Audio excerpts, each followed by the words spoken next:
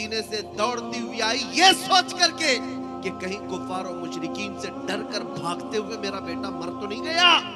मैं मैदान में आकर सबसे पहले उसका जुब्बा उठाकर उसकी पीठ पर मैं यही देख रही थी कि कहीं तीरों के जख्म भागते हुए पीछे से तो नहीं लगे।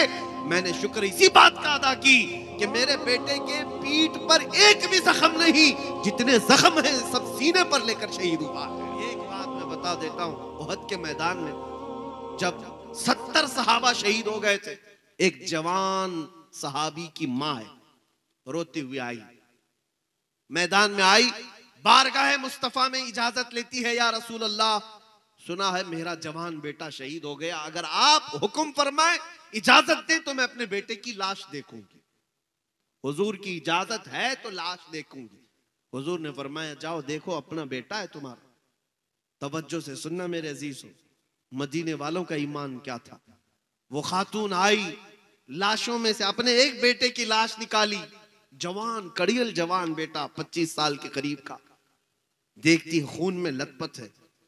उसके बाद जिस्म पर हाथ फेरती है, पलटती है, उसका जुब्बा उठाती है शहीद का, पीठ पर हाथ फेर फेर करके देखती है और उसके बाद सजदे में गिर जाती है, शुक्र अदा करती है, ऐ मौला तेरा शुक्र है मेरे लाल को तूने तेरे हबीब की खिदमत में कबूल किया, अपने रसूल की खिदमत में तूने कबूल किया।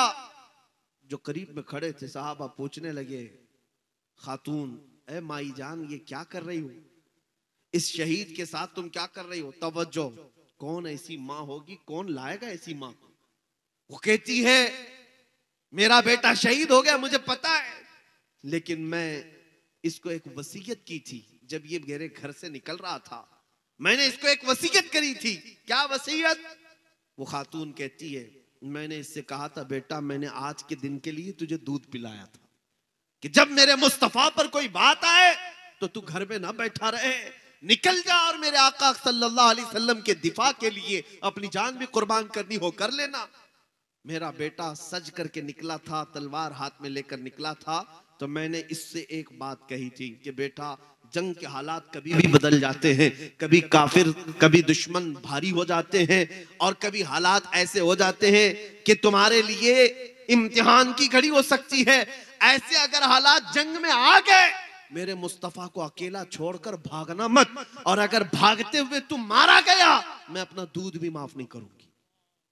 ये बेटे को मैंने वसीयत की थी और उसके बाद फिर मुझे पता चला जंगे उहद में हालात बदल गए थे, कुफार और मुशरिकीन गालिब आ गए थे, मुसलमानों पर वो गालिब आ गए थे।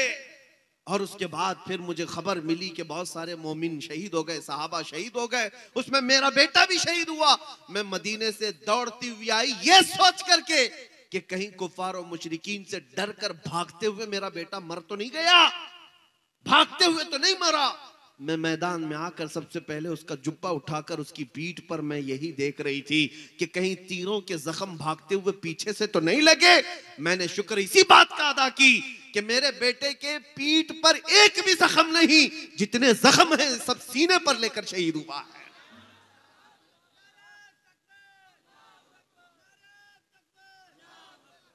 ये है अजमत मुस्तफा पर निछावर होने वाला जज्बा था।